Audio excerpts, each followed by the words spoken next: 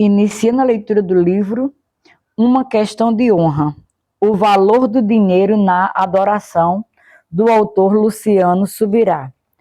Este livro contém 206 páginas e está dividido em 14 capítulos.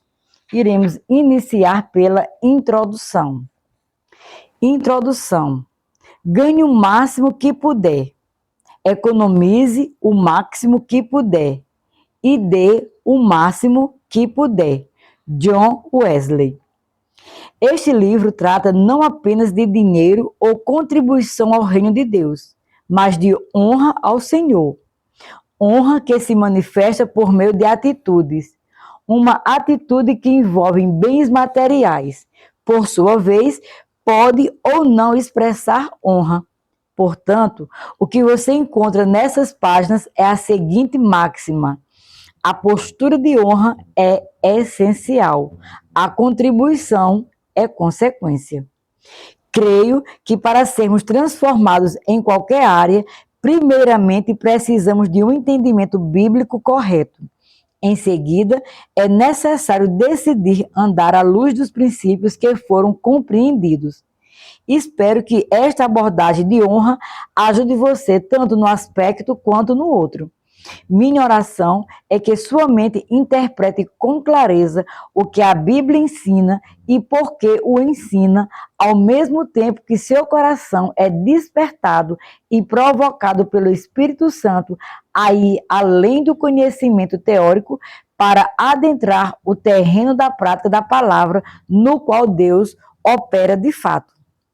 Além do fundamental conceito de honra, a mensagem deste livro visa esclarecer de forma prática como o cristão deve se portar e agir nas mais diversas áreas que envolvem direta ou indiretamente dinheiro, primícias, contentamento, a questão das perdas, integridade nas finanças, o significado do dízimo, mordomia, semeadura e ceifa, generosidade, entre outras.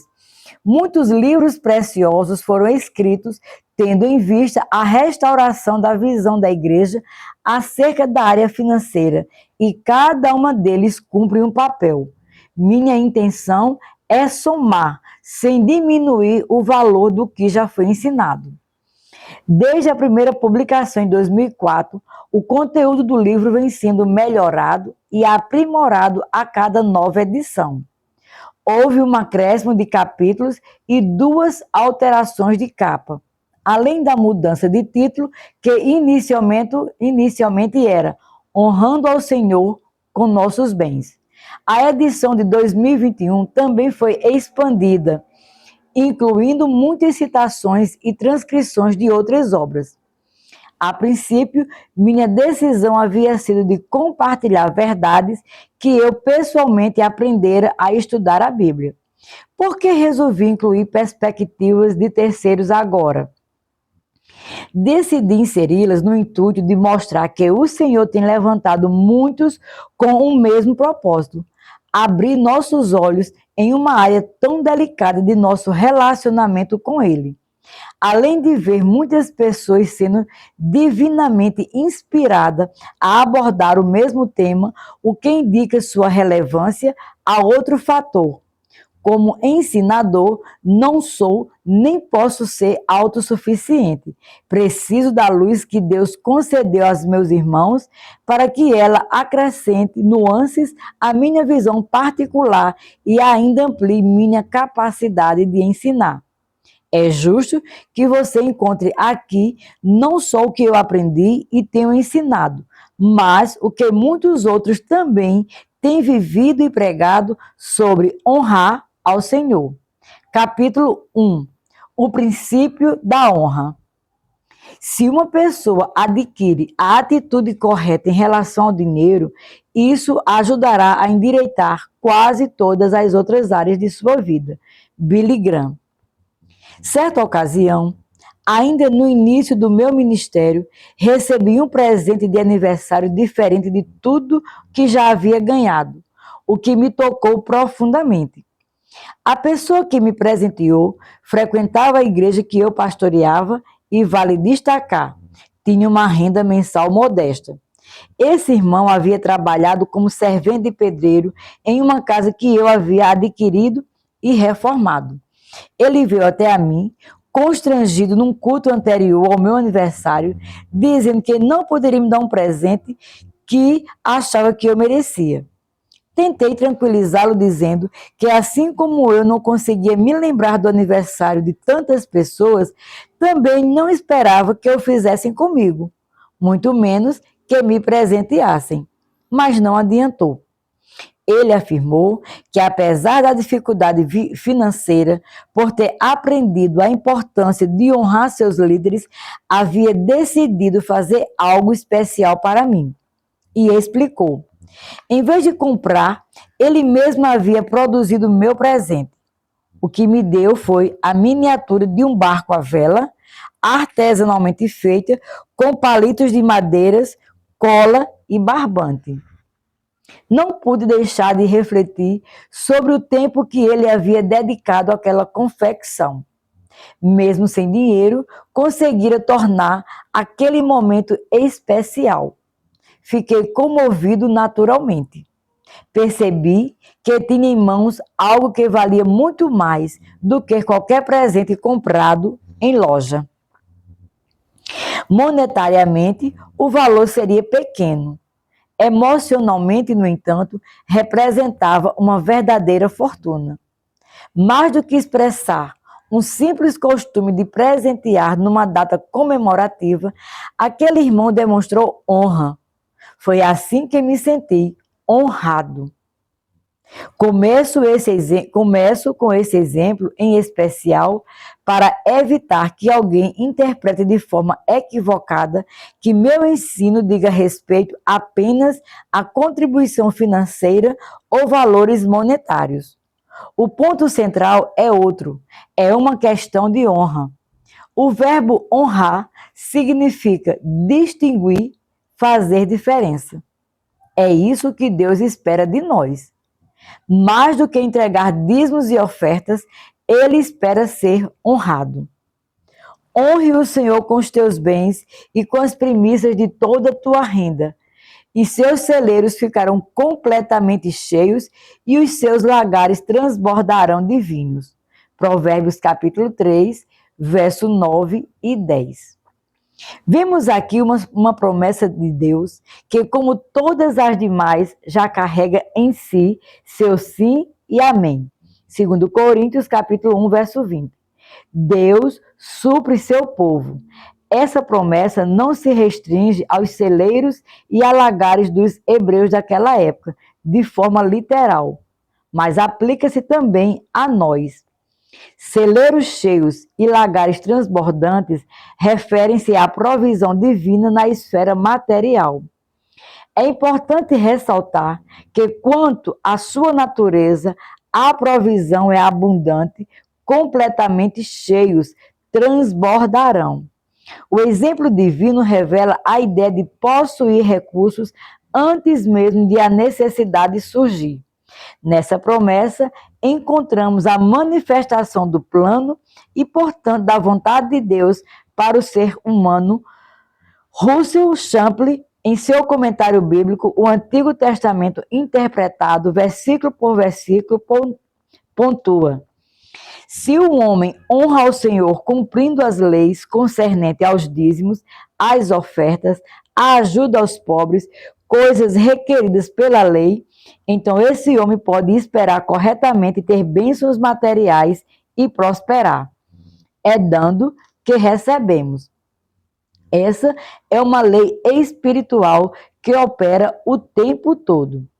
Os que experimentam esses métodos descobrem que ele é funcional. Essa é uma lei espiritual que homens tementes a Deus têm descoberto ser válida em todas as épocas. Charles Fritz. É vontade de Deus suprir as necessidades materiais de seus filhos. Diversas promessas na Bíblia apontam nesse sentido. Salmo 23, verso 1, Filipenses 4, 19. Contudo, é importante frisar que não se realizam de forma automática, são promessas condicionais, não se cumprem por si mesmas, dependem de cada um de nós para que se concretizem. Ainda que o texto não traga explicitamente um "se", que indique essa condicionalidade, o imperativo a revela. Honre o Senhor. Se o honramos, ele também nos honrará. Como o próprio Senhor afirmou: honrarei aqueles que me honram. 1 Samuel capítulo 2, verso 30. Se o honramos com nossos bens materiais, a honra virá sobre nós na mesma esfera. A promessa e os seus celeiros ficarão completamente cheios e os seus lagares transbordarão de vinhos. Provérbios 3:10. Confirma o caráter material da bênção. Dessa forma, podemos dividir a declaração de Provérbios 3, verso 9 e 10 em duas partes: propósito e consequência. A primeira indica o que cabe a nós fazer. A segunda, o que Deus fará. E quando ele agirá? Depois de cumprirmos nossa parte.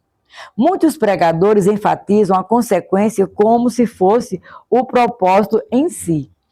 Esse é um equívoco que pode, aliás, impedir o cumprimento da promessa. Tenho observado, tanto pelo entendimento das Escrituras quanto pela experiência de vida cristã, que separar propósito de consequência não apenas alinha nosso coração aos valores da palavra de Deus, como também amplia os resultados divinos em nossa vida. Quando compreendemos o que é expressar honra a Deus no ato de dar, fazemos disso nosso propósito. A consequência torna-se inevitável. A bênção nos alcança. Algumas igrejas elevam a bênção, que é bíblica e a expressão do caráter generoso de nosso Pai, a ponto de ela se tornar o verdadeiro motivo por trás da contribuição. Por outro lado, há quem ensine a motivação correta, mas eliminando as bênçãos que também fazem parte da vontade de Deus para nós.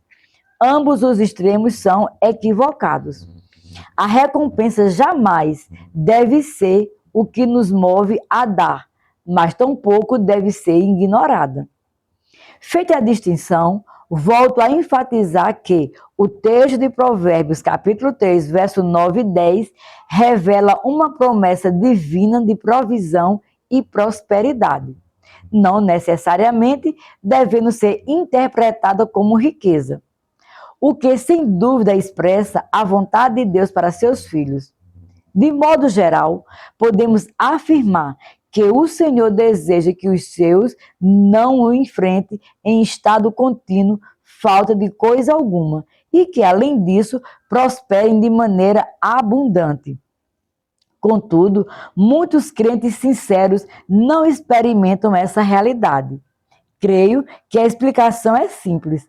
Ainda não alcançaram a dimensão do entendimento e resposta necessária para desfrutar plenamente dessa promessa. Temos ouvido bastante sobre as bênçãos do ato de dar e acredito nessa doutrina, pois ela é plenamente bíblica. No entanto, a palavra de Deus não apenas ordena que ofertamos, mas também orienta quanto à forma correta de fazê-lo. Entendo que o texto enfatiza mais a atitude correta ao ofertar do que o valor da dádiva em si. Basta lembrar o presente que recebi, cujo maior valor não residia no objeto, mas na intenção e na atitude de quem o ofertou. Como afirma Charles, o como e o porquê damos é de muito maior importância para Deus do que aquilo que damos. A atitude e a motivação são sempre mais importantes do que a quantidade. Da mesma forma, quando afirmamos que Deus responde às orações, estamos dizendo algo verdadeiro e bíblico. No entanto, a Escritura não nos ensina a pensar a orar, mas também nos instrui quanto à maneira de fazê-lo. Em Tiago 4, verso 3, lemos: pedem e não recebem, porque pedem mal para esbanjarem seus prazeres. Sim, há um pedir mal que impede a resposta. Concluímos que não basta simplesmente orar, precisamos aprender o modo correto de fazê-lo. O mesmo princípio se aplica para a ceia do Senhor. Paulo refere-se ao cálice como o cálice da bênção. 1 Coríntios capítulo 10, verso 16, indicando que as bênçãos disponíveis quando participamos da ceia.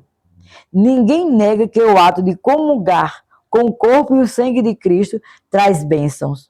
Contudo, o apóstolo adverte os irmãos de Corinto de que se examinem antes de comer do pão e beber do cálice. O motivo? Aquele que comer o pão ou beber o cálice do Senhor indignamente será réu do corpo e do sangue do Senhor. 1 Coríntios capítulo 11, verso 27. E ainda acrescenta: pois quem come e bebe sem discernir o corpo, come e bebe juízo para si. 1 Coríntios capítulo 11, verso 29. Ou seja, embora participar da ceia do Senhor seja em si algo correto e recomendado, é essencial fazer da maneira adequada. Do contrário, o propósito, que é sermos abençoados, não se cumprirá. Acredito que o mesmo raciocínio se aplica ao ato de ofertar ao Senhor. Foi por isso que Paulo instruiu os irmãos de Corinto. Cada um contribua segundo tiver proposto no coração, não com tristeza ou por necessidade, porque Deus ama quem dá com alegria. 2 Coríntios capítulo 9, verso 7. O apóstolo esperava que os crentes contribuíssem, mas da maneira correta, com alegria. Apesar de muitos pregadores e mestres da palavra atualmente não darem a devida ênfase a esse aspecto, as escrituras são claras. A Bíblia também apresenta exemplos de pessoas como Caim e Ananias, que ofertaram ao Senhor, mas não tiveram suas ofertas aceitas, pois havia algo errado na atitude do coração deles. Será que esse tipo de comportamento não se repete em nossos dias? Concordo com a afirmação de A.W. Tozer. Ouço pessoas testemunharem que dão seu dízimo porque Deus faz com que os 90% restantes excedam em muito os 100%. Isso não é espiritualidade, não passa de puro negócio. O que conta é a honra. Vimos que a orientação de Deus transmitida por meio de Salomão é a de honrar o Senhor com os bens. O que está em questão, portanto, não é simplesmente a entrega dos bens, mas sim a expressão de honra. O uso dos bens é apenas o meio pelo qual a honra é manifesta. Dessa forma, concluímos que o Senhor não está interessado nas ofertas em si, mas no ofertante. Ele observa o que leva alguém a ofertar, avaliando se a atitude e a motivação são corretas. Um dos maiores exemplos bíblicos desse princípio encontra-se no episódio em que Deus pede a Abraão o sacrifício de Isaque. Gênesis capítulo 22, do verso 1 ao 10. No momento em que o patriarca se preparava para imolar o filho, foi impedido. O Senhor deixou claro que seu desejo era ver a expressão de honra. Não queria privá-lo de Isaque, mas conceder-lhe a oportunidade de demonstrar honra e fazê-lo de forma extraordinária. O mesmo princípio se revela de maneira oposta no episódio de Ananias e Safira. Ainda que tenham trazido uma oferta de grande valor, a motivação era errada e a entrega marcada pela mentira. O que aconteceu? Deus se agradou? De maneira alguma. O texto de Atos, capítulo 5, do verso 1 ao 11, relata que o Senhor os julgou por sua atitude. Deus não estava interessado no dinheiro deles, mas na honra que deveria ser expressa. Como já vimos, honrar significa distinguir, fazer diferença. Deus deseja ser distinguido de todas as demais coisas em nossa vida, inclusive daquelas que mais prezamos. Mas por que Deus pede para ser honrado? Sabemos que Ele é perfeito, completo em si mesmo. Deus é absoluto e não carece de coisa alguma. Portanto, não há nele qualquer necessidade de aceitação ou aprovação. Por que então requer honra? A verdade é o que faz por causa de nós, não dele próprio. A atitude de honra não altera a natureza divina. O impacto ocorre em nós, seres humanos. O reino de Deus opera por princípios. Um deles foi estabelecido pelo próprio Senhor. Honrarei aqueles que me honram, porém desprezarei os que me desprezam. 1 Samuel capítulo 2, verso 30. A honra que damos a ele é a mesma que recebemos de volta. O mesmo ocorre com o desprezo, seu oposto, que também nos retorna na mesma medida com que o expressamos. Se Deus não busca nossas ofertas em si, mas a honra que deve ser manifesta através delas, então as ofertas tornam-se inaceitáveis quando desprovidas dessa honra. O filho honra o pai e o servo respeita o seu senhor. Se eu sou pai, onde está a minha honra? E se eu sou senhor, onde está o respeito para comigo? Eu, o Senhor dos Exércitos, pergunto isso a vocês, sacerdotes que desprezam o meu nome. Mas vocês perguntam, como desprezamos o teu nome? Vocês oferecem pão impuro sobre o meu altar e ainda perguntam, em que te havemos profanado? Nisso de pensarem que a mesa do Senhor pode ser desprezada. Quando vocês oferecem sacrifício um animal cego, será que isso não está errado? E quando trazem um animal coxo ou doente, será que isso não está errado? Ora, experimente oferecer um animal desses ao seu governador. Será que ele se agradará de vocês? Ou será favorável a vocês? Diz o Senhor dos Exércitos. E agora, sacerdotes, supliquem o favor de Deus para que nos conceda a sua graça. Mas com tais ofertas nas mãos, será que ele será favorável a vocês? Diz o Senhor dos Exércitos. Quem dera houvesse entre vocês alguém que fechasse as portas do templo para que não acendesse em vão o fogo do meu altar. Eu não tenho prazer em vocês, diz o Senhor dos Exércitos, nem aceitarei as suas ofertas. Malaquias capítulo 1, do verso 6 ao 10. Por meio do profeta, o Senhor declarou preferir que o templo fosse fechado a receber ofertas sem honra. Desde o princípio, o propósito das ofertas era o de expressar honra a Deus. Esse sempre foi o objetivo, jamais o valor material da oferta. Nas duas esferas do relacionamento com Deus, como filhos e servos, espera-se que haja honra como expressão de amor e reverência ao Senhor. Um grande exemplo dessa prática está registrado nas páginas do Novo Testamento. Quando Jesus estava em Betânia, fazendo uma refeição na casa de Simão, o leproso, veio uma mulher trazendo um frasco feito de alabastro com um perfume muito valioso, de nardo puro, e quebrando o frasco, derramou o perfume sobre a cabeça de Jesus. Alguns dos que estavam ali ficaram indignados e diziam entre si, para que esse desperdício de perfume?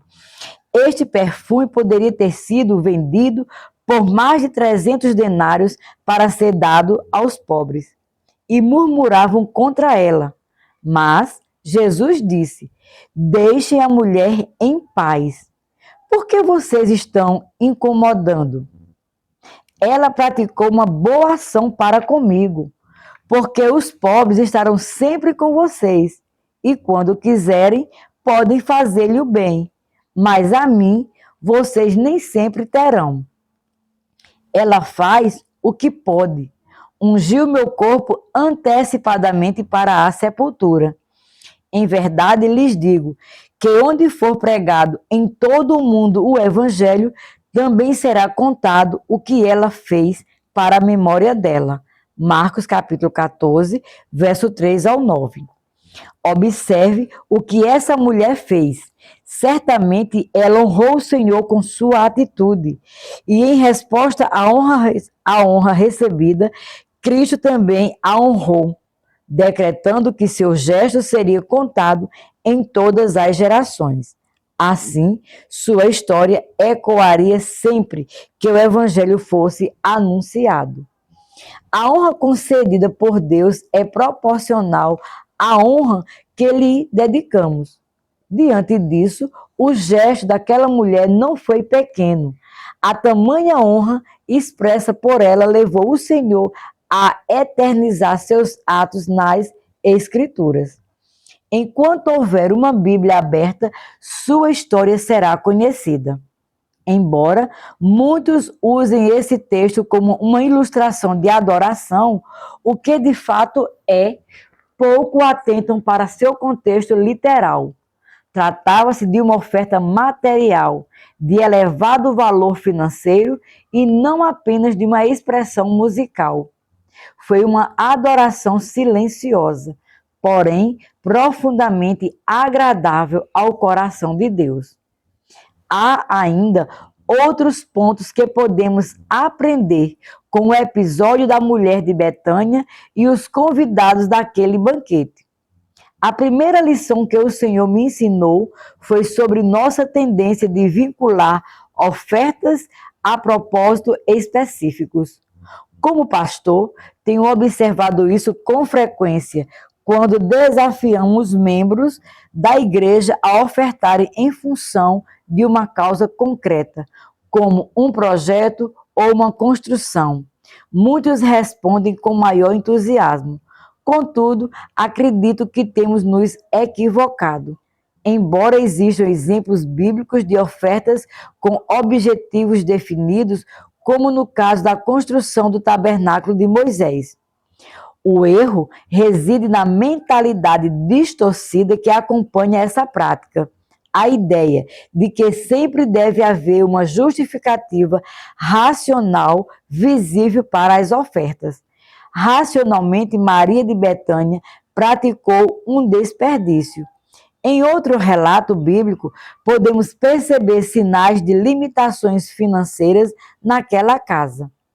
Ao que parecia, Marta e Maria executavam as tarefas domésticas sem auxílio de criadas, algo incomum nas famílias de melhor condição financeira na época. Ou seja, Maria realizou uma oferta valiosíssima em um contexto de provável escassez de recursos. Seu ato contrariava a lógica e a razão. Não sabemos com exatidão o valor daquele perfume, mas o evangelista afirma que poderia ser vendido por mais de 300 denários, mesmo se revendido em segunda mão. O denário era uma moeda romana que trazia a efígie de César. Russell Champlin, no Novo Dicionário Bíblico, observa: tradução da palavra grega denarion, nome de uma moeda de prata usada pelos romanos. Essa moeda tinha o valor do salário de um dia de um trabalhador do campo. Considerando que o judeu trabalhava 6 dias por semana, no mês de 30 dias, ele recebia cerca de 26 denários, subtraindo os sábados de descanso. Assim, o valor atribuído ao perfume representava cerca de um ano inteiro de salário de um trabalhador comum. É curioso que ninguém dentre os presentes tenha criticado o valor da oferta em si, mas todos se incomodaram com o fato de que aquele valor não teve, segundo seus critérios, uma aplicação prática. Lamentavelmente, ainda hoje, muitos têm perdido a essência do ofertar, reduzindo a uma simples questão de utilidade e não de honra. Quando a oferta é direcionada à reforma do templo, por exemplo, há maior disposição por parte de muitos, visto que o resultado trará benefícios indiretos ao próprio ofertante. Já quando se trata de sustentar missionários, por exemplo, nem todos demonstram o mesmo zelo. Infelizmente, boa parte das mensagens sobre contribuição acaba transmitindo a ideia equivocada de que dizimar equivale a um investimento semelhante a um título de capitalização, em vez de orientar os cristãos a agradarem ao Senhor. Não nego que Deus fez promessas de bênçãos, como está claro em Malaquias capítulo 3, verso 10 ao 12. Contudo, o que de fato move o coração de Deus não é tão somente o ato de dar, mas a honra expressa na dádiva. Este é o ponto central. Não é o simples ato de dar que atrai a bênção, mas sim a honra implícita na oferta. Creio firmemente no princípio do dar e receber, a ponto de dedicar um capítulo inteiro neste livro para abordá-lo, mas tudo deve ser compreendido, antes de tudo, sob a ótica da honra ao Senhor. É bem possível dizimar com pontualidade e ainda assim falhar na honra ao desobedecer a outros princípios espirituais e éticos. Sonegar impostos, mentir, explorar o próximo em negociações ou oprimir necessitados. O maior equívoco de muitos é presumir que, pelo simples fato de serem dizimistas, Deus os recompensará, mesmo que estejam em rebelião em outras áreas da vida. Isso é um grave erro. Dízimos e ofertas atraem bênção apenas quando são expressões genuínas de honra ao Senhor. Quando os desvinculamos desse princípio, o qual deveria reger toda a nossa vida financeira, anulamos a promessa divina. Quebras de princípio em outras áreas materiais e financeiras podem, com efeito, bloquear a bênção celestial sobre nós. É importante ressaltar que honrar o Senhor com os bens vai muito além de simplesmente contribuir na igreja. Dízimos e ofertas constituem uma parte quando entregues da forma correta, mas não o todo. Muitos se perguntam: por que alguns que dão o dízimo não experimentam as bênçãos que as Escrituras associam a esse ato? A resposta é simples. A bênção não se limita ao dízimo ou ao ato de dar, mas tem relação direta com a forma como damos. A esse respeito, Tozer declarou: o dinheiro destinado a uma igreja ou à missão talvez seja para o ofertante um dinheiro desperdiçado, a menos que ele primeiro certifique-se de que seu coração está em sua oferta. Ofertas que não trazem o coração com elas podem fazer bem a quem as recebe, mas é certo que não trarão nenhuma recompensa ao ofertante. Ainda que eu distribuísse toda a minha fortuna para o sustento dos pobres e não tivesse amor, nada disso me aproveitaria. 1 Coríntios 13, verso 3. Portanto, é crucial compreender como Deus recebe honra através de nossas contribuições. Como o Senhor enxerga as nossas ofertas? Sua visão é muito distinta de nossa perspectiva humana. A palavra de Deus deixa isso muito claro. Sentado diante da caixa de ofertas, Jesus observava como o povo lançava ali o dinheiro. Ora, muitos ricos depositavam grandes quantias. Vindo, porém, uma viúva pobre, lançou 2 pequenas moedas correspondentes a um quadrante. E chamando os seus discípulos, Jesus disse: em verdade lhes digo que esta viúva pobre lançou na caixa de ofertas mais do que todos os ofertantes, porque todos eles deram daquilo que lhes sobravam. Ela, porém, da sua pobreza, deu de tudo que possuía, todo o seu sustento. Marcos 12, do verso 41 ao 44. Nesse relato, vemos Cristo atentamente observando as ofertas depositadas no Templo de Jerusalém. Greg Kinnear, em seu comentário histórico-cultural da Bíblia, fornece algumas informações relevantes. No enorme templo de Jerusalém, havia um cofre muito grande que ficava, segundo relatos, próximo ao pátio das mulheres. A tradição posterior afirma que os 13 receptáculos para essas ofertas ficavam no pátio das mulheres, sendo acessível tanto às mulheres como aos homens de Israel. O episódio da viúva pobre traz lições profundas. Um dos princípios ensinados é que o Senhor considera a condição material e financeira de cada um. O apóstolo Paulo escreveu aos Coríntios: a oferta será aceita conforme o que a pessoa tem e não segundo o que ela não tem. Segundo Coríntios, capítulo 8, verso 12. Assim como o dízimo é proporcional à renda de cada indivíduo, o mesmo princípio aplica-se às ofertas. Deus não espera mais do que o que temos condições de fazer. Paulo afirma essa prática frequente na igreja primitiva. No primeiro dia da semana, cada um de vocês separe uma quantia conforme a sua prosperidade. 1 Coríntios capítulo 16, verso 2. A nova versão internacional NVI traduziu conforme a sua prosperidade de acordo com a sua renda. Ambas expressões apontam para o mesmo conceito de proporcionalidade. Ressalto a esse ponto, pois a Bíblia declara que, aos olhos de Cristo, a viúva pobre ofertou mais do que os ricos, ainda que numericamente tenha contribuído com muito menos. Ela depositou apenas 2 moedas, no original grego lepton, a menor moeda em circulação no sistema monetário da época. John Davis, em seu novo dicionário da Bíblia, comenta: o lepton, Lucas 12,59 centavo, era uma pequena moeda de cobre, a menor em valor dentre as moedas em circulação. O nome tem o sentido de pequeno. Como então alguém que deu menos pode ter dado mais, na perspectiva de Jesus?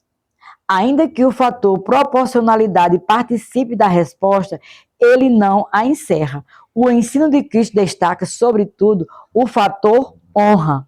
O texto evidencia o contraste de postura. Os ricos ofertaram do que lhes sobrava. A viúva deu tudo o que possuía. Para aqueles, quantias elevadas representavam sobras. Para esta, as 2 moedas significavam sua totalidade. Em termos de honra, a dádiva da viúva se sobressai de maneira grandiosa. Os ricos provavelmente colocaram Deus por último em suas prioridades financeiras. Primeiro, satisfizeram suas vontades, depois separaram o que restava para o Senhor. Neste cenário, fica evidente que o interesse de Deus nunca foi o valor absoluto das ofertas, mas o lugar que ele ocupa em nosso coração. A viúva não apenas entregou tudo o que tinha, ela colocou o Senhor acima até mesmo de suas necessidades mais básicas, sua sobrevivência. Sua oferta foi, portanto, grandemente honrosa e profundamente amorosa. Embora seu valor não tenha produzido impacto contábil no templo, seu gesto teve altíssimo valor no reino espiritual.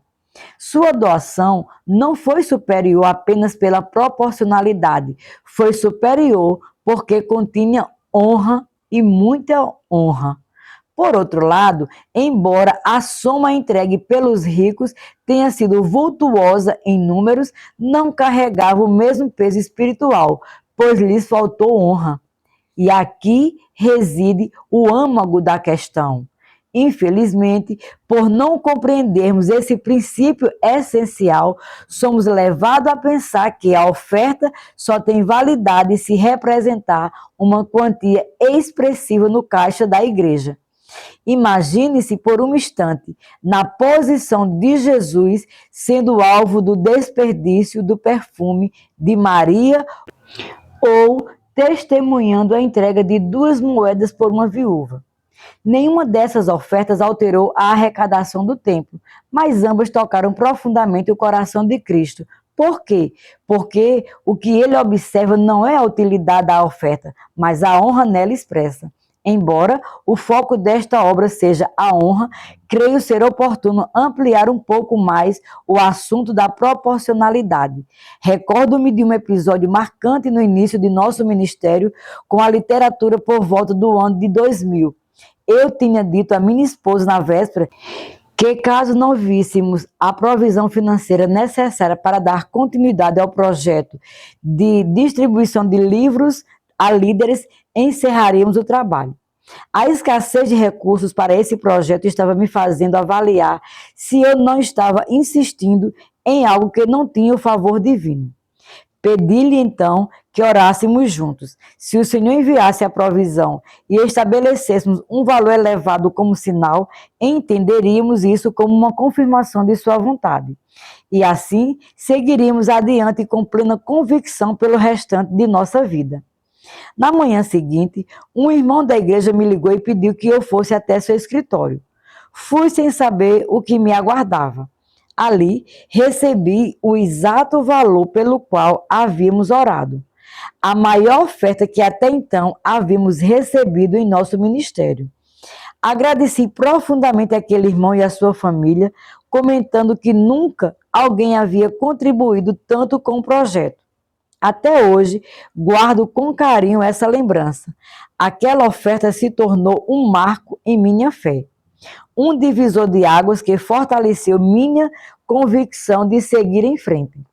No entanto, tempos depois, quando o Senhor começou a me ensinar de maneira mais profunda sobre honra e proporcionalidade, ele me mostrou que minha declaração a esse irmão não era precisa. O Espírito Santo me conduziu a calcular a proporção entre o valor ofertado por aquela família e sua renda, comparando com ofertas que já havíamos recebido de pessoas com ganhos modestos. Alguns sobrevivendo com um salário mínimo, sob essa prisma ficou claro. Outras pessoas haviam dado mais, proporcionalmente. Não se tratava, portanto, da maior oferta no sentido absoluto da honra e da generosidade. Não estou diminuindo o valor daquela preciosa contribuição que continua sendo um marco na minha caminhada ministerial e um lembrete de nunca cogitar desistir de nossos projetos de ensino bíblico. Mas tenho o dever de reconhecer na perspectiva da proporcionalidade e, sobretudo, na ótica do céu. Já testemunhei ofertas ainda mais significativas e não sou o único a perceber isso. Deus também vê e registra cada expressão de honra. Aos olhos dele, muitos que contribuíram com valores modestos numericamente deram, de fato, muitíssimo. Honrar é mais do que ofertar. Como vimos, honrar a Deus com os bens não se resume apenas ao que colocamos no caixa da igreja. O que mais então integra essa prática de honra? Podemos citar, por exemplo, a esmola. Quando abençoamos outras pessoas, suprindo suas necessidades, também estamos honrando o Senhor. Quem se compadece do pobre, empresta ao Senhor, e este lhe retribuirá o benefício. Provérbios 19, verso 17. Embora, em nossa cultura, o termo esmola muitas vezes remeta à ideia de uma quantia insignificante, o conceito bíblico vai muito além disso. Devemos lembrar que o dinheiro dado a um necessitado é, aos olhos de Deus, recebido como uma oferta diretamente entregue a Ele. Além disso, o Senhor recompensa os que cuidam daqueles que lhes são preciosos. Existe ainda outro aspecto da honra ao Senhor que não envolve uma contribuição direta. No Sermão do Monte, Jesus ensinou que não devemos contender por bens materiais. Em muitas situações, a atitude mais nobre é simplesmente abrir mão. Se alguém quer processar você e tirar-lhe a túnica, deixe que leve também a capa. Mateus capítulo 5, verso 40. O Senhor me ensinou essa verdade de forma muito prática. Confesso que não foi fácil obedecer. Em 2002, tive um carro que apresentou problemas mecânicos, levando-me a buscar uma oficina especializada para retificar o motor. Além da manutenção, fiz questão de exigir garantia dos serviços. Paguei um valor superior ao habitual, R$ 2.000 na época, fruto de muito esforço, para assegurar o bom funcionamento do veículo. 3 meses depois, o motor fundiu, dessa vez em plena estrada. Como o serviço de guincho seria oneroso, entrei em contato com a oficina pedindo ajuda. Para minha surpresa, o proprietário quis cobrar ainda mais do que o próprio guincho para buscar o automóvel. Argumentei que o defeito decorria da falha do serviço prestado e que, além de não assumir a responsabilidade, ele ainda tentava lucrar com a situação. De forma ríspida, o homem afirmou que não me ajudaria nem reconheceria a garantia e encerrou a ligação. Tomado por indignação, busquei aconselhamento jurídico. Um amigo advogado garantiu que eu tinha provas suficientes, inclusive testemunhas, para ingressar com uma ação judicial.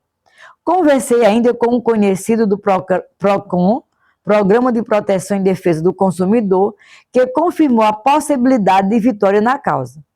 Para completar, consultei um fiscal da Receita Federal, já que o empresário negara a emissão de nota fiscal, embora eu possuísse o registro do pagamento e a ordem de serviço. Ele afirmou que o mecânico responderia também por sonegação fiscal. Em outras palavras, eu dispunha de todos os recursos legais para reparação. Contudo, ao orar, Deus me orientou a abrir mão da disputa judicial. O Espírito Santo me alertou que diferentes versões da história circulariam durante o processo, o que poderia trazer escândalo e difamação, não apenas a mim, mas também a outros líderes cristãos. Sem condenar a decisão de outros em situações semelhantes, ficou claro que, para mim, a direção de Deus era o caminho da renúncia. Não foi fácil aceitar essa direção. Eu argumentei com o Senhor, se fosse uma oferta voluntária na igreja, eu daria com alegria. Se fosse para ajudar os necessitados, também o faria com prazer. Porém, abrir mão de algo que me era de direito e ainda favorecer alguém que agira com má fé me parecia profundamente injusto. Ainda assim, obedeci. Coloquei aquela perda no altar de Deus e orei. Foi então que o Senhor falou de maneira muito clara ao meu coração, ao abrir mão do dinheiro para honrá-lo. Ele o recebia como se fosse uma oferta literal entregue a ele. Não estou afirmando que seja sempre errado buscar reparação judicial em situações semelhantes, minha experiência pessoal. E com ênfase no fato de eu ser pastor, não deve ser generalizada. Contudo, há um princípio importante a ser considerado. Portanto, quando precisam julgar negócios terrenos, por que você constitui como juízes aqueles que não têm nenhuma aceitação na igreja? Digo isso para a vergonha de vocês. Será que não existe nem ao menos um sábio entre vocês que possam julgar entre seus irmãos? Mas o irmão vai a juízo contra outro irmão, e isso diante de não crentes? O simples fato de moverem ações uns contra os outros já é completa derrota para vocês. Por que não preferem sofrer a injustiça? Por que não preferem ficar com o prejuízo? 1 Coríntios capítulo 6, do verso 4 ao 7. Existem momentos em que abrir mão, a fim de evitar escândalo e preservar o testemunho cristão, não apenas é uma opção legítima, mas se torna a única escolha sábia. Quando renunciamos a um direito de coração, buscando glorificar o Senhor, mesmo que o dinheiro não seja destinado diretamente à obra de Deus, ele o recebe como oferta de honra. A Escritura também nos apresenta o exemplo de Jó. O diabo o privou de todos os seus bens. Jó 1,12. Mas, apesar das perdas, Jó manteve sua fé e honra a Deus. Sua esposa o incentivou a amaldiçoar o Senhor e morrer, mas ele permaneceu confiante de que o Redentor mudaria sua sorte. No fim, não foi o diabo quem lhe restituiu o que havia tirado, mas o próprio Deus que lhe concedeu o dobro de tudo que possuía. Jó 42, verso 10.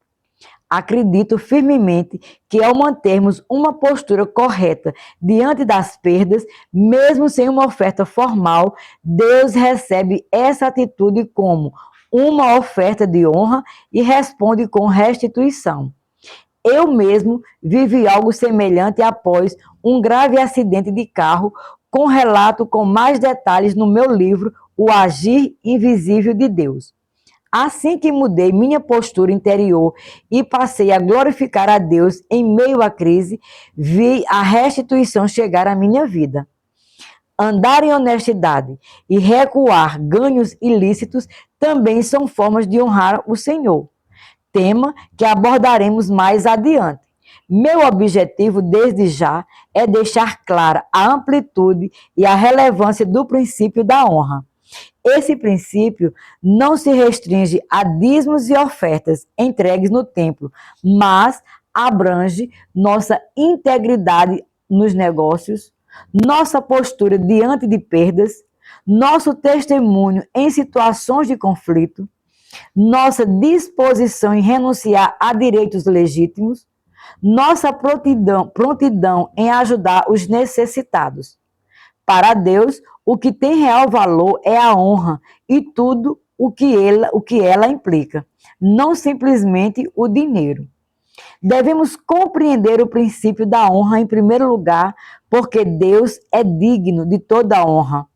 Ele merece ser honrado com nossos bens, mas também com nossa atitude correta em relação aos bens, independentemente das circunstâncias. A honra é o que move o coração de Deus e nosso maior desejo deve ser agradá-lo. Além disso, a honra também é o caminho para desfrutarmos das abundantes bênçãos prometidas pelo Pai. Não há problema algum em reconhecer isso. Ele é bom e galardoador. Sua vontade é abençoar seus filhos, e aqueles que honram com seus bens e com suas atitudes serão honrados com as bênçãos materiais do Senhor. Capítulo 2. A lei das primícias. Poucas coisas testam mais profundamente a espiritualidade de uma pessoa do que a maneira como ela usa o dinheiro. John Blackshedder. Desde que comecei a publicar meus livros, sempre mantenho o mesmo ritual. Pego o primeiro exemplar impresso que chega às minhas mãos, faço nele uma dedicatória e o entrego à minha esposa. A Kelly já sabe que o primeiro exemplar pertence a ela, seja de uma obra inédita ou de uma nova edição de um título anterior. Se fosse apenas para ler ou guardar como recordação, não faria diferença possuir o primeiro ou o último exemplar. Para tais finalidades, qualquer um serviria. Por que então faço questão de dar-lhe o primeiro? Porque, por meio desse gesto, quero demonstrar que minha esposa ocupa um lugar de importância em minha vida e ministério. Meu desejo é distingui-la dos demais, mais do que apenas expressar gratidão pelo apoio que sempre me oferece. Desejo afirmar o valor que eu carrego no coração. Depois do Senhor, ela está em primeiro lugar. Essa é uma das formas que encontrei de honrar minha esposa. Acredito que esse exemplo ilustra com clareza o princípio bíblico das primícias. Ao ordenar que seu povo lhe entregasse os primeiros frutos, Deus desejava ser distinguido no coração de seus filhos. A entrega das primícias é uma forma de honrar o Senhor. Observe mais uma vez a ênfase das Escrituras. Honre o Senhor com os seus bens e com as primícias de toda a sua renda, e os seus celeiros ficarão completamente cheios, e os seus lagares transbordarão de vinho. Provérbios 3, verso 9 e 10. Ao tratar da honra devida a Deus em nossa vida financeira, a palavra de Deus aborda tanto os bens quanto as primícias da renda. Não se trata apenas de honrá-lo com nossos bens de modo geral, mas especificamente com as primícias desses rendimentos. O dicionário Aurélio define primícias como primeiros frutos, primeiras produções, primeiros efeitos, primeiros lucros, primeiros sentimentos, primeiros gozos, começos, prelúdios. A definição bíblica caminha na mesma direção. Por trás de toda uma doutrina composta por ensinos explícitos e figuras implícitas, a Escritura destaca a importância de consagrar ao Senhor aquilo que representa a primeira parte. Essa entrega deve ser compreendida como um princípio espiritual. Como já falei, Deus não estabeleceu as ofertas por necessidade própria, mas para sondar o coração humano numa das áreas que mais revela o seu apego. A lei das primícias segue essa mesma lógica. Deus não carece dos primeiros frutos. Nós é que precisamos colocá-lo em primeiro lugar em nossa vida. Ofertar-lhe as primícias é um exercício de consciência quanto a quem ocupa o trono de nosso coração. Quem deve receber a primazia? Em Êxodo, capítulo 13, verso 13, por exemplo, lemos que o primogênito da jumenta deveria ser resgatado. Do contrário, seu pescoço deveria ser quebrado. Esse mandamento revela que a importância da entrega não estava no bem em si, mas no fato de que a primeira parte jamais deveria ser usada para fins pessoais.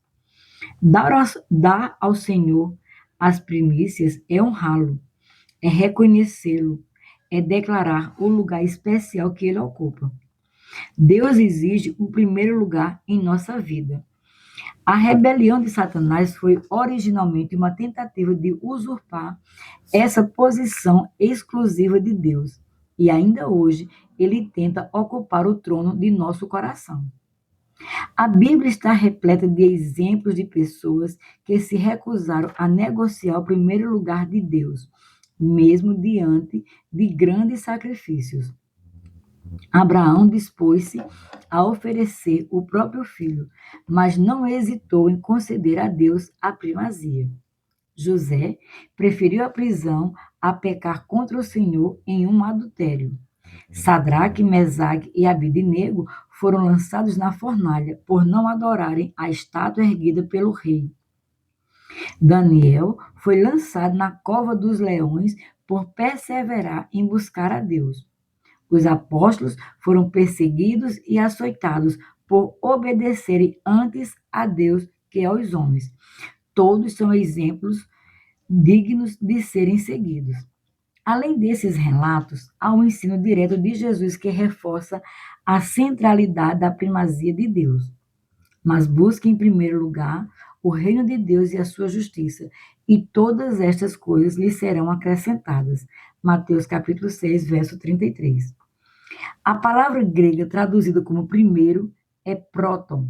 Segundo o Léxico de Strong, significa primeiro no tempo ou no lugar, primeiro em ordem de importância, influência e honra, principal, chefe. Quando eu fui batizado no Espírito Santo, minha vida foi profundamente transformada. Eu cresci em um lar cristão e tive meu encontro com Cristo ainda criança. Mas foi somente aos 15 anos que conheci a pessoa e o poder do Espírito Santo. A partir daquele momento, minha caminhada espiritual tomou um novo rumo. Naquele fim de semana de experiência com Deus, declarei que dali em diante ele teria o primeiro lugar em minha vida. Logo, surgiu a primeira oportunidade de renúncia. Abri mão daquilo que eu mais valorizava na adolescência, minha bicicleta. Eu passava a maior parte do meu tempo livre praticando manobras naquela bicicleta, que havia montado com muito esforço. Para compreender seu valor, é preciso conhecer o contexto. Minha família não tinha condições de comprar uma bicicleta. A única que meus irmãos e eu tivemos foi um presente de nossa tia Domingas, que havia recebido como prêmio. Assim, fui fazendo pequenos trabalhos, acumulando dinheiro aos poucos, até conseguir montar uma das melhores bicicletas do bairro. Quando entendi pelo espírito que deveria entregá-la, foi guardadas as devidas proporções, quase como entregar um Isaac no altar. Mas eu obedeci. Aquela foi a forma que encontrei para expressar o compromisso de colocar Deus em primeiro lugar. Desde então, novas oportunidades de reafirmar essa decisão continuam surgindo.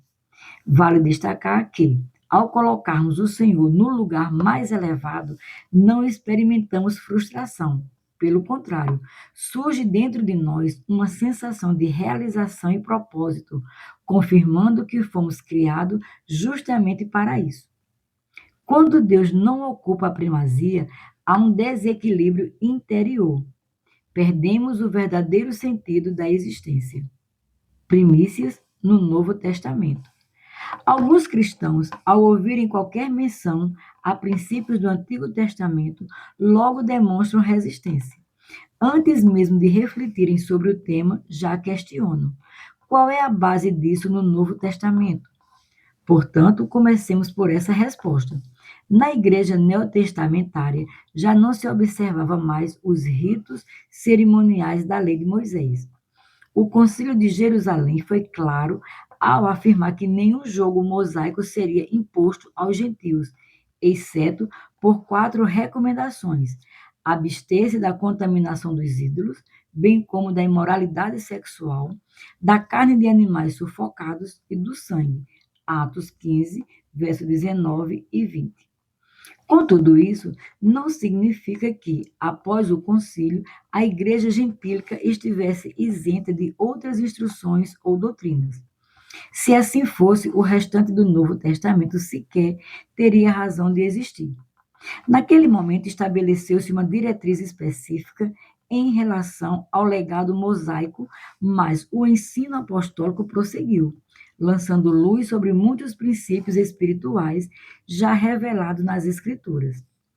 Posteriormente, os apóstolos utilizaram-se das figuras poderosas do Antigo Testamento para fundamentar e fortalecer as doutrinas da nova aliança.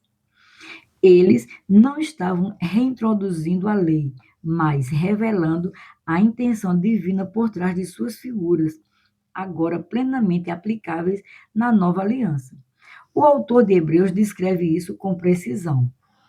Ora, visto que a lei tem sombra dos bens vindouros, não a imagem real das coisas, nunca jamais pode tornar perfeitos os ofertantes com os mesmos sacrifícios que, ano após ano, perpetuamente eles oferecem.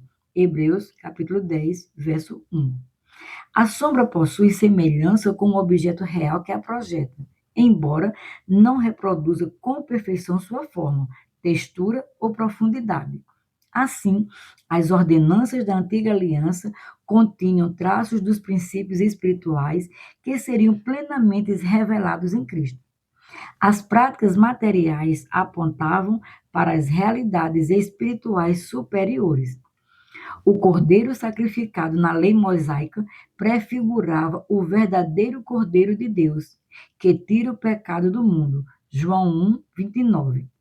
O incenso do tabernáculo representava as orações dos santos. Apocalipse 5, 8.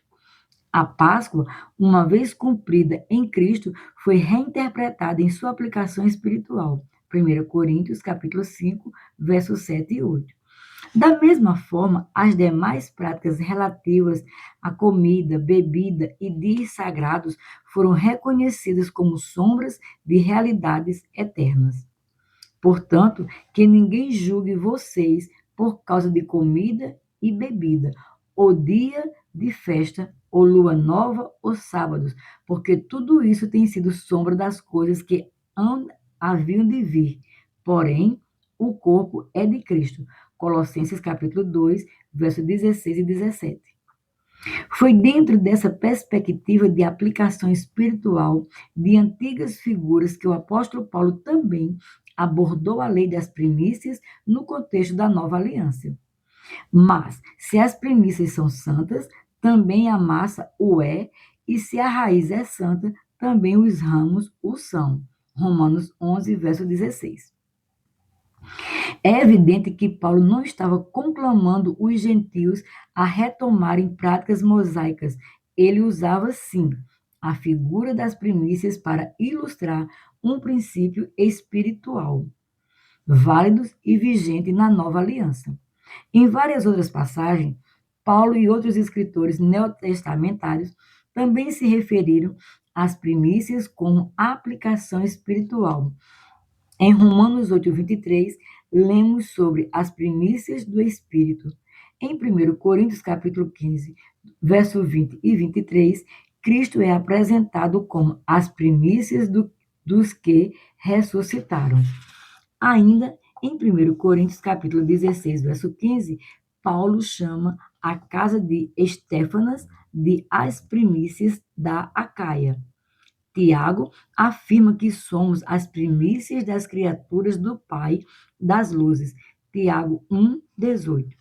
E Apocalipse descreve os 144.000 como primícias para Deus e para o Cordeiro. Apocalipse, capítulo 14, verso 4. Retornemos, então, à lei das primícias do Antigo Testamento para compreender a aplicação que Paulo faz em Romanos 11. O povo de Israel recebeu de Deus a instrução de consagrar-lhe os primeiros frutos, os primogênitos, tanto das mulheres quanto dos animais e da terra. O primeiro feixe da colheita pertencia ao Senhor e deveria ser apresentado pelo sacerdote como uma oferta de movimento. Juntamente com esses primeiros frutos, apresentava-se também uma oferta de cereais. Paulo, ao recorrer a essa imagem, estava ensinando que a santificação da primeira parte, isto é, da porção mais importante, estabelecia a santificação de tudo o que viria depois. Quando alguém consagrava as primícias, toda a colheita e seus frutos subsequentes eram igualmente santificados. Por essa razão, o apóstolo também usava a ilustração da raiz. Se a raiz que surge primeiro e sustenta toda a árvore for santificada, então os ramos e seus frutos também o serão. Deus então poderia fazer com que os celeiros se enchessem e os lagares transbordassem, desde que a primeira parte do que seria armazenado neles fosse entregue a ele. Assim, fica evidente que as primícias representam, acima de tudo, a parte principal, a prioridade que pertence exclusivamente ao Senhor. Separar a primeira porção em honra a ele libera, por consequência, a bênção sobre o restante. Primícias no Antigo Testamento. Deus ordenou de forma clara e direta ao povo de Israel a entrega das primícias. Tragam as primícias dos primeiros frutos da terra à casa do Senhor seu Deus. Êxodo 34, 26. A tradução brasileira optou por verter a expressão como as primeiras das primícias da tua terra, pois no original hebraico aparecem duas palavras justapostas, transmitindo as ideias tanto de primícias quanto de primeiros frutos. A primeira palavra, resiste, segundo a definição de Strong, significa primeiro, começo, melhor, principal, princípio, parte principal, porção escolhida. A segunda, bikukvi, significa primeiros frutos, as primícias da colheita e das frutas maduras que eram colhidas e oferecidas a Deus, de acordo com o ritual do Pentecostes. O pão feito dos grãos novos de trigo oferecidos no Pentecostes, o dia das primícias, Pentecostes, enquanto o primeiro termo carrega um sentido mais amplo, referindo-se a dar a melhor e mais excelente parte de tudo. O segundo é mais específico, descrevendo a entrega do primeiro fruto da produção e da renda. As primícias, portanto, tornaram-se uma prática central dentro da lei de Moisés. No entanto, antes mesmo da promulgação da lei, já observávamos Deus conduzindo as pessoas ao entendimento da importância de separar e consagrar-lhe os primeiros frutos. Vejamos esse princípio já operando desde o início. Caim e Abel. A distinção entre as ofertas de Caim e Abel está profundamente vinculada aos princípios das primícias. Muitos interpretam que o erro de Caim foi apresentar frutos da terra em vez de um cordeiro, prefigurando o sacrifício de Cristo, mas não compartilho dessa visão.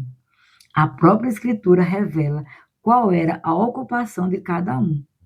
Abel cuidava de ovelhas, Caim trabalhava a terra. Gênesis 4:2. Logo, seria natural que as primícias de Caim fossem oriundas do solo, e não de uma atividade que ele não exercia. A primeira menção explícita de primícias nas Escrituras aparece justamente na descrição da oferta de Abel, o que é bem significativo. Aconteceu que, ao fim de um certo tempo, Caim trouxe do fruto da terra uma oferta ao Senhor. Abel, por sua vez, trouxe das primícias do seu rebanho e da gordura deste.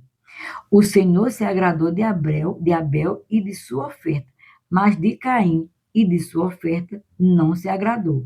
Gênesis, capítulo 4, verso 3 ao 5, parte A. Ao separar os primeiros frutos do rebanho, Abel colocou Deus em primeiro lugar. Caim, porém, trouxe sua oferta ao fim de um certo tempo. Ainda que o texto não especifique o intervalo exato, o fato é que Caim não apresentou os primeiros frutos, e sim algo posterior. O princípio revelado é claro. A entrega das primícias reconhece e declara a primazia de Deus.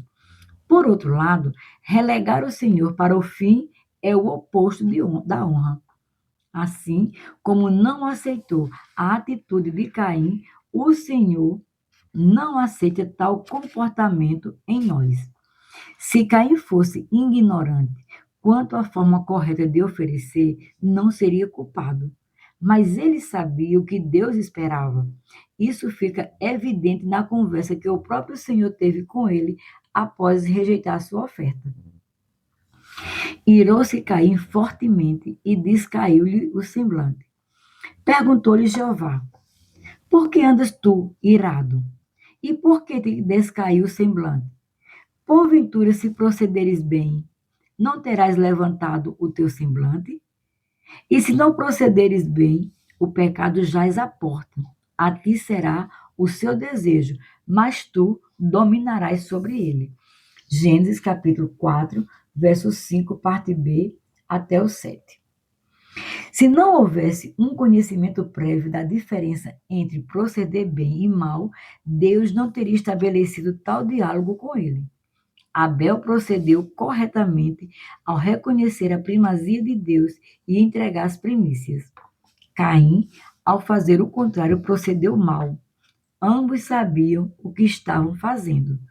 Vemos, portanto, já desde muitos antes da lei, um princípio eterno sendo revelado à humanidade.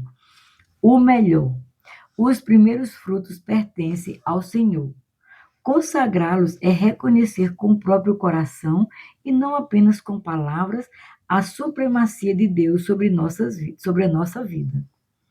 Sementes de bênçãos. A entrega das primícias é, na verdade, uma semente que abre acesso às bênçãos de Deus. O Senhor havia feito uma promessa a Abraão e à sua descendência, mas, como o apóstolo Paulo explicou aos romanos, a forma de santificar o restante é primeiramente santificando as primícias. Por isso, o Deus que age segundo os seus próprios princípios pediu a Abraão as primícias de sua descendência. Isaque, uma vez feita a entrega, o Senhor passou a proteger e a defender o restante.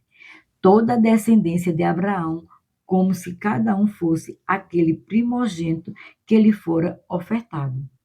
Mais adiante, observamos como Deus expressa esse princípio ao enviar uma mensagem por meio de Moisés ao faraó do Egito. Diga a Faraó, assim diz o Senhor: Israel é meu filho, meu primogênito, e eu digo a você: deixe o meu filho ir, para que me adore. Mas se você não quiser deixá-lo ir, eis que eu matarei seu filho, seu primogênito. Êxodo, capítulo 4, do verso 22 ao 23. O próprio Deus chama Israel de seu primogênito, fruto da consagração das primícias de Abraão. Caso o faraó não libertasse Israel, os primogênitos egípcios seriam atingidos. E foi exatamente o que ocorreu. Mais tarde, o salmista descreve com clareza o juízo de Deus sobre os primogênitos do Egito. Feriu todos os primogênitos no Egito, primícias da força deles nas tendas de Cão. Salmo 78, verso 51, na tradução brasileira. Também feriu de morte todos os primogênitos da terra deles, as primícias do seu vigor. Salmos 105, verso 36. Ambas as passagens chamam os primogênitos egípcios de as primícias de sua força. Assim, compreendemos a essência da mensagem de Deus a Faraó em Êxodo, capítulo 4, versos 22 e 23, da seguinte forma: Assim diz o Senhor: Israel é o meu primogênito, as primícias consagradas de meu servo Abraão. Liberta-o para que me sirva, ou eu julgarei os teus primogênitos, as primícias do teu vigor. A prática da lei das primícias, ou a negligência em cumpri-la, sempre acarreta consequências espirituais. Honrar o Senhor por meio da entrega das primícias atrai bênçãos. Contudo, tratar esse princípio com leviandade atrai juízo. Compra dos primogênitos israelitas. Aos israelitas, Deus determinou do seguinte modo a consagração de todos os primogênitos. E disse o Senhor a Moisés: Consagra a mim todos os primogênitos. O primeiro filho israelita me pertence, não somente entre os homens, mas também entre os animais. Êxodo, capítulo 13, verso 1 e 2, na versão NVI. Em seguida, o Senhor explicou a razão dessa exigência. Depois que o Senhor os fizer entrar na terra dos cananeus e entregá-la a vocês, como jurou a vocês e aos seus antepassados, separem para o Senhor o primeiro nascido de todo o ventre. Todos os primeiros machos dos seus rebanhos pertencem ao Senhor. Resgatem com um cordeiro toda a primeira cria dos jumentos, mas se não lhe quiserem resgatá-la, quebrem-lhe o pescoço. Resgatem também todo o primogênito entre os seus filhos. No futuro, quando seus filhos lhe perguntarem que significa isto, digam-lhes: com mão poderosa o Senhor nos tirou do Egito, da terra da escravidão. Quando o faraó resistiu e recusou deixar-nos sair, o Senhor matou todos os primogênitos do Egito, tanto os de homens como os de animais. Por isso, sacrificamos ao Senhor os primeiros machos de todo o ventre e resgatamos os nossos primogênitos. Êxodo 13, do verso 11 ao 15, na versão NVI. Além de estabelecer um princípio, o Senhor estava atuando com base em um direito legal. Na verdade, ao poupar e proteger os primogênitos de Israel, Deus os adquiriu para si.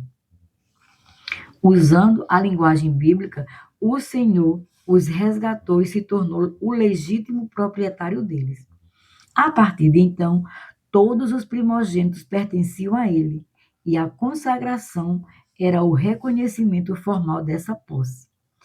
Para permanecerem com seus filhos, os pais precisavam resgatá-los mediatamente em uma oferta. Assim, ao consagrar o primogênito, também santificavam toda a descendência ao Senhor. Consequências espirituais. O melhor ensinamento que já encontrei sobre o tema das primícias está no livro Quando Deus é Primeiro, do pastor Mike Hayes. A leitura ampliou meu entendimento acerca da lei das primícias e, por isso, recomendo fortemente a obra. Meus olhos foram abertos, por exemplo, para compreender qual foi, de fato, o pecado de Acã em Jericó. Ele violou o princípio das primícias. Mais tarde, percebi que essa compreensão não era recente, mas uma conclusão lógica e antiga. Flávio Joséfo, cujos escritos depois da Bíblia figuram como uma das fontes históricas mais respeitadas sobre o povo de Israel, afirmou o seguinte: sem nada reservar para seu proveito particular, tudo que pudessem tomar, levassem ao mesmo lugar todo o ouro e toda a prata que encontrassem para ser oferecido a Deus como primícias e como ações de graça pela sua assistência, os despojos de sua primeira cidade, que ele fazia cair em suas mãos. Jericó foi a primeira cidade conquistada em Canaã, e, de acordo com a lei das primícias, o despojo da guerra não pertencia aos israelitas, mas ao Senhor. Quanto a vocês, cuidem para não ficar com nenhuma das coisas condenadas, para não acontecer que, depois de as terem condenado, vocês as tomem para si. Neste caso, tornariam maldito o arraial de Israel e trariam confusão a ele. Porém, toda a prata, ouro e utensílios de bronze e de ferro são consagradas ao Senhor, irão para o seu tesouro. Josué 6, verso 18 a 19. Os israelitas estavam proibidos de reter qualquer item oriundo de Jericó. Todo o tesouro deveria ser consagrado ao Senhor, enquanto o restante, chamado de coisas condenadas, deveriam ser destruídos. Tanto os bens consagrados quanto os que seriam eliminados compunham a primeira porção, pertencente de forma exclusiva ao Senhor. Interessantemente, o próprio Deus deixou claro que após a conquista de Jericó, as regras para o despojo voltariam a um padrão habitual. Você fará com a cidade de Ai e com seu rei o que fez com Jericó e com seu rei, exceto que desta vez vocês poderão saquear os seus despojos e o seu gado. Ponha emboscadas à cidade por detrás dela. Os israelitas saquearam para si o gado e os despojos daquela cidade, segundo a palavra do Senhor que havia ordenado a Josué. Josué 8, verso 2 e 27. O Lexo de Strong revela que a palavra hebraica traduzida como condenadas é sherem, que significa algo devotado, dedicado, proibido, consagrado à destruição total. Sua raiz, sharan, traz a ideia de consagrar, dedicar, destinar à destruição. Algumas versões da Bíblia, como a Almeida Revista e Corrigida, traduzida como anátema, termo que pode significar maldição. Contudo, o significado não indica que os bens fossem amaldiçoados em si, mas que haviam sido consagrados à destruição e, portanto, não deveriam ser apropriados pelo povo. Sobre outra perspectiva, a questão central não era a natureza dos bens, mas a violação do princípio. Por que esses itens poderiam trazer maldição? Porque retê-los representava a quebra de um princípio divino e a desobediência explícita à ordem de Deus. Uma ordem que se inseria no contexto da lei das primícias. Jericó, como a primeira cidade conquistada, representava as primícias da terra de Canaã, e por isso todo o despojo da vitória pertencia ao Senhor. As coisas não eram malditas em essência, mas se tornavam causa de maldição quando não eram devidamente entregues. É importante observar que, assim como o primogênito da jumenta, que não podia ser sacrificado, mas sim resgatado, ou teria o pescoço quebrado, Deus também foi específico quanto ao que desejava receber de Jericó. Ouro, prata, bronze e ferro deveriam ser dedicados ao seu tesouro. O restante seria destruído em ambos os casos. Nada da primeira porção poderia ser retirado pelo povo, pois a primícia não lhe pertencia. Assim, o mais importante não era encontrar uma utilidade para os despojos, e sim não tocar naquilo que havia sido separado como sagrado para o Senhor. O exército, de modo geral, obedeceu. Porém, queimaram a cidade e tudo que havia nela. Tão somente a prata, o ouro e os utensílios de bronze e de ferro deram para o tesouro da casa do Senhor. Josué 6:24. Contudo, um único homem transgrediu o mandamento, trazendo juízo sobre todo o povo.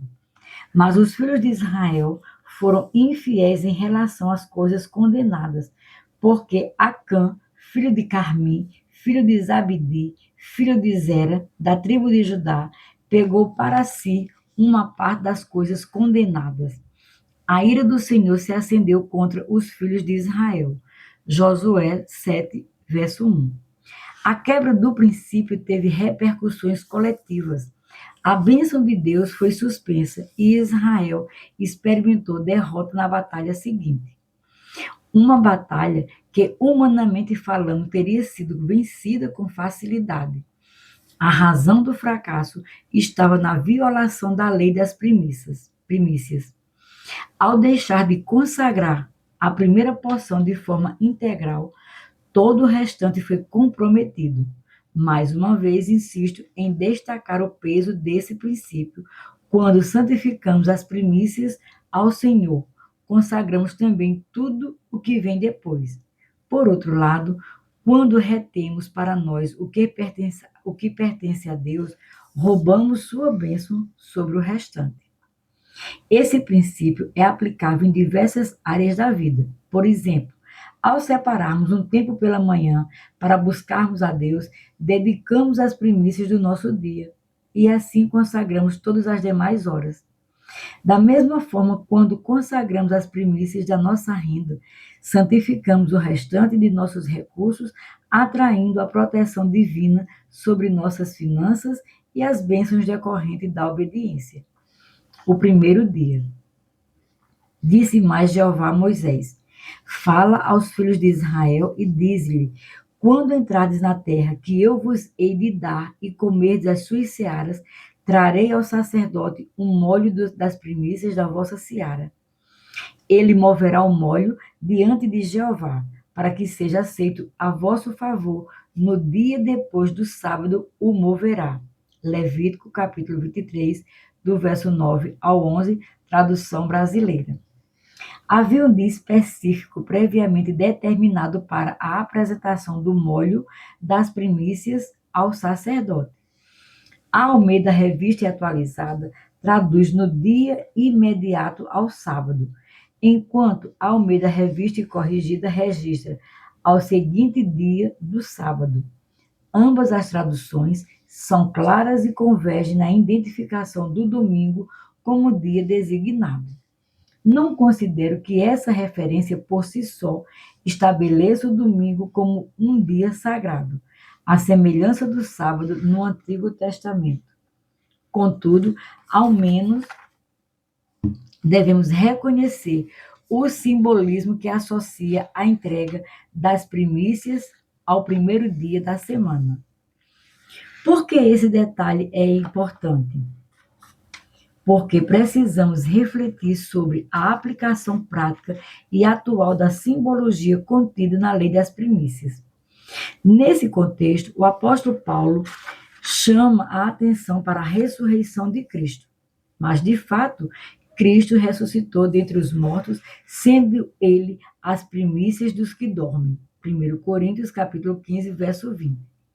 A ressurreição de Jesus representa o cumprimento profético e tipológico das primícias e ocorreu justamente no primeiro dia da semana, como registrado em Mateus capítulo 28, verso 1. 50 dias após a oferta inicial das primícias, uma nova celebração era instituída, a festa de Pentecostes, que também recaía num domingo. Depois, para vós contrareis, desde o dia seguinte ao sábado, desde o dia em que trouxerdes o molho da oferta movida, 7 semanas inteiras serão, até ao dia seguinte ao sétimo sábado, contareis 50 dias. Então oferecereis nova oferta de manjares ao Senhor. Levítico capítulo 23, do verso 15 ao 16. Essa era precisamente a festa conhecida como Pentecostes, que significa 50, celebrada ao final das 7 semanas e considerada uma extensão da própria festa das primícias. Levítico 23, 17. Essa tipologia também se cumpre no Novo Testamento, quando a igreja recebeu o Espírito Santo. Ao cumprir-se o dia de Pentecostes, estavam todos reunidos no mesmo lugar. De repente, veio do céu um som, como de um vento impetuoso, e encheu toda a casa onde estavam sentados. E apareceram distribuídas entre eles línguas como de fogo, os quais pousaram sobre cada um deles. Todos ficaram cheios do Espírito Santo e começaram a falar em outras línguas, segundo o Espírito lhe concedia que falasse. Atos 2, do verso 1 ao 4. Assim, a igreja nasceu e recebeu o selo da aprovação divina, justamente em uma celebração que simbolizava as primícias. Por essa razão, também nós somos chamados de primícias do Senhor. Por isso, segundo o seu querer, ele nos gerou pela palavra da verdade, para que fôssemos como que primícias das suas criaturas. Tiago 1,18. É importante compreender que a aplicação da lei das primícias não se restringe apenas ao aspecto financeiro ou literal, mas também possui dimensões simbólicas e espirituais. Caso contrário, não seríamos denominados primícias de Deus. Além disso, qual relação o Novo Testamento estabelece entre nossas contribuições e o primeiro dia da semana? Paulo orienta aos coríntios: quando a coleta para os santos, façam também vocês como ordenei às igrejas da Galácia. No primeiro dia da semana, cada um de vocês separe uma quantia conforme a sua prosperidade e vá juntando, para que não seja necessário fazer coletas quando eu for. 1 Coríntios capítulo 16, verso 1 e 2. A orientação apostólica permanece. A entrega das contribuições ocorria no primeiro dia da semana, o domingo. Percebo que o conselho de primícias no Novo Testamento não está limitado ao fato de ser exatamente o rendimento do primeiro dia ou primeiro décimo da renda. O mais importante é o princípio da primazia, o ato de separar primeiro a parte de Deus, antes de qualquer outro compromisso financeiro. É essa distinção que expressa o lugar que ele ocupa em nossa vida. O próprio Senhor instrui Israel: vocês não deverão comer pão, nem trigo torrado, nem espiga de trigo verdes, até o dia em que vocês trouxerem a oferta ao seu Deus. Este é um estatuto perpétuo durante as gerações de vocês, onde quer que morarem. Levítico, capítulo 23, verso 14.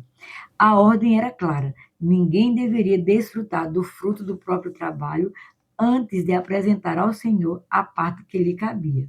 Assim, entendo que os dízimos e ofertas devem ocupar o primeiro lugar no orçamento de todo cristão, tornando-se, portanto, uma expressão inequívoca da primazia de Deus. Por outro lado, ofertar o rendimento do primeiro dia do mês também pode ser uma forma legítima de observar o espírito da lei das primícias. Quando priorizamos o Senhor em nossa renda, Ele também nos honra em nossas finanças, liberando bênção sobre o restante. Em contrapartida, quando nos colocamos em primeiro lugar e deixamos as coisas de Deus para o final, violamos sua primazia e comprometemos as bênçãos que poderiam nos alcançar. Foi exatamente isso que ocorreu nos dias do profeta Ageu. O povo priorizava suas próprias casas, enquanto a casa do Senhor permanecia em ruínas. Essa inversão de valores resultou em escassez e frustração financeira, conforme o próprio Ageu registrou. O povo buscava o próprio interesse antes de honrar a Deus, e por essa razão perdeu as bênçãos divinas. Como praticar primícias hoje? O ensino sobre as primícias tem sido resgatado e restaurado nas últimas décadas, embora já esteja presente em escritos antigos como a Didaquê, um dos primeiros documentos da história do cristianismo, espécie de catecismo da igreja do primeiro século. Mesmo tendo sido criado em um lar cristão, posso afirmar que muitos anos não fui exposto a nenhum ensino sólido sobre o assunto. Por isso, creio que ainda carecemos de maturidade quanto à compreensão e à prática dessa lei espiritual. Assim, gostaria de apresentar alguns conselhos e sugestões, e não dogmas, sobre como podemos hoje honrar o Senhor com as primícias de nossa renda. Alguns pregadores fazem distinção entre primícias e dízimos, distinção que de fato existia no Antigo Testamento, e ensinam os cristãos, além de devolverem a 10ª parte, ofertarem também o equivalente a um dia de trabalho. Considerando que atualmente a maioria de nós não vive da agricultura ou da pecuária como na antiguidade, muitos orientam a divisão do salário mensal por 30, resultando no equivalente a 1/30 como primícia, ou seja, o valor correspondente ao primeiro dia de trabalho. Essa tem sido, da parte de alguns grupos, uma forma contemporânea de aplicar o princípio. Outros pregadores, por sua vez, entendem que o ato de dizimar e ofertar já deve carregar em si mesmo o caráter da primazia, sendo a separação feita antes de qualquer outro gasto. Nessa perspectiva, a primícia não seria uma contribuição à parte, mas a forma como o dízimo e as ofertas são priorizados. Foi nesse último entendimento que fui inicialmente instruído por meu próprio pai, que era pastor e um estudioso das Escrituras, e posso testemunhar que muitos têm sido abundantemente abençoados ao praticar esse nível de compreensão. Contudo, creio que é possível avançarmos ainda mais, embora sem transformar essa prática adicional em uma obrigação. Não afirmo que o fato de ofertar apenas após o recebimento total da renda implique descumprimento da lei das primícias. Afinal, ainda pode se dar a priorização. Tampouco ouso declarar à luz do Novo Testamento que a entrega das primícias deve ser obrigatoriamente uma contribuição adicional, além de dízimos e ofertas regulares. Entretanto, também não encontro qualquer proibição bíblica de assim proceder. Por isso, fundamentado no princípio paulino, a fé que você tem, guarde-a para você mesmo diante de Deus. Romanos 14:22. Pergunto: por que não permitir que se ofereçam as primícias como uma oferta distinta, voluntária e adicional como expressão ainda maior de honra? No Antigo Testamento, os dízimos e as primícias eram ofertas distintas e complementares. Curiosamente, os cristãos do primeiro século, segundo a Didaquê, continuaram praticando a oferta de primícias, em geral, destinada aos profetas e líderes cristãos, ainda que já estivessem sob a nova aliança. Os sacerdotes do Antigo Testamento eram sustentados pelos dízimos, mas eram honrados com as primícias. No Novo Testamento, os ministros não são sustentados por meio de salários, segundo Coríntios capítulo 11, verso 8, e 1 Timóteo capítulo 5, verso 17. Mas a honra aos que ministram a palavra continua sendo ensinada, Gálatas 6, verso 6, embora não haja uma ligação obrigatória com a prática das primícias. Portanto, o fato de não podermos impor a oferta de primícias como mandamento não significa que sua prática esteja revogada ou anulada, nem que seja uma quebra de outros princípios da nova aliança. Se não estamos mais vinculados à antiga aliança, nem obrigados a seguir à risca a lei mosaica, como então podemos praticar as primícias hoje? Existe um único modelo? Deve sempre ser entregue de forma exclusiva aos ministros? Primeiro dia de salário. Em nossa igreja local, não ensinamos a oferta de primícias como obrigatória, mas eu mesmo a pratico separadamente do dízimo e das ofertas e a deixo aos demais total liberdade para seguirem ou não o mesmo caminho.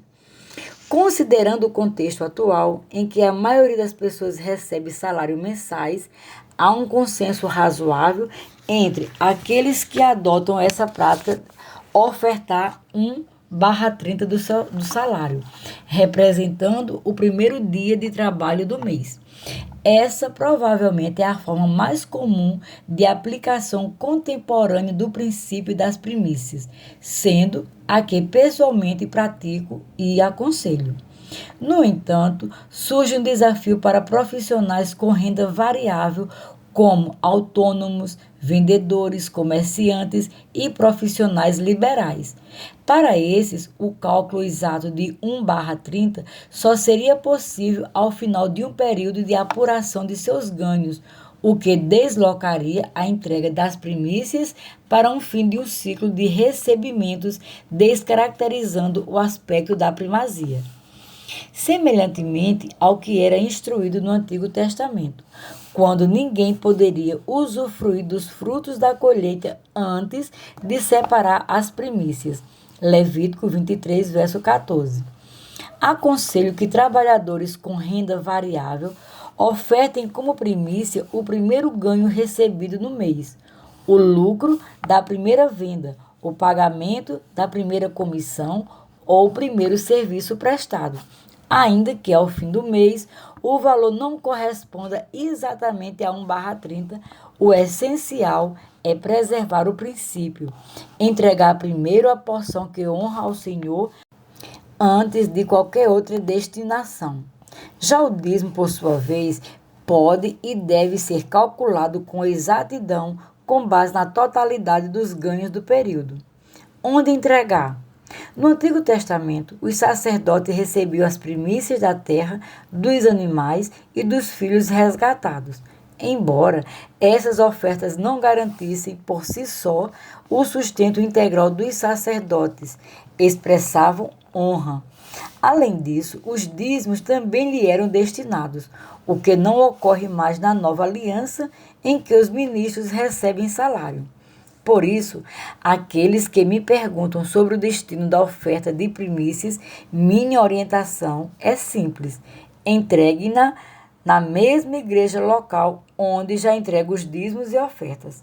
Lamentavelmente, em alguns círculos, as primícias foram descredibilizadas por terem sido aplicadas de forma legalista ou como prática obrigatória, gerando confusão entre o princípio e o preceito.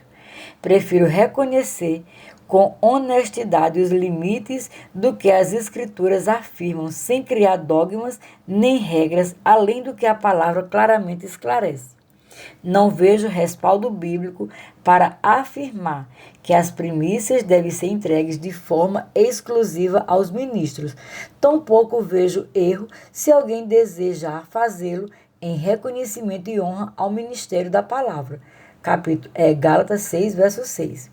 Na prática de nossa igreja, por exemplo, as ofertas de primícias devidamente identificadas nos envelopes de contribuição são destinadas a um fundo sacerdotal, voltado ao auxílio de ministros locais, missionários e obreiros de outras igrejas. Porém, entendo que a administração e a aplicação das primícias devem ser definidas pela liderança de cada igreja conforme sua direção e governo. O que não podemos perder de vista é o seguinte: o princípio das primícias permanece válido, aplicável e profundamente abençoador nos dias de hoje. Quanto ao ensino e às orientações acerca do formato de praticá-las, penso que a liderança das igrejas pode especificar isso em sua própria localidade.